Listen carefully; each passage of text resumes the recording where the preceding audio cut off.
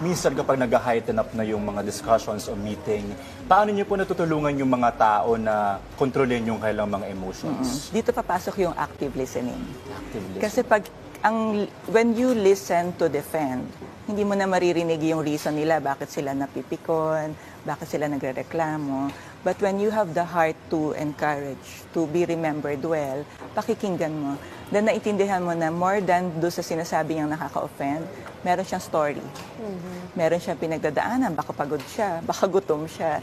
So hindi mo na yan titignan as is, no, yung kumbaga confrontational. When you listen, makikita mo na, kinakabahan to.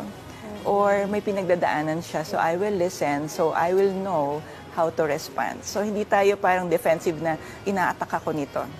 Okay. It's more of meron siyang gustong sabihin, hindi lang niya na-deliver ng maayos. So it's really important to listen and to understand, especially in the workplace. In the workplace, knowing na you are there to build each other. So no matter how difficult yung sinasabi nung katapat natin, I'm choosing here to listen, to understand, tama ka, to understand, because I want to be remembered as someone who is encouraging, who is inspiring, and creating a positive impact rather than negative impact.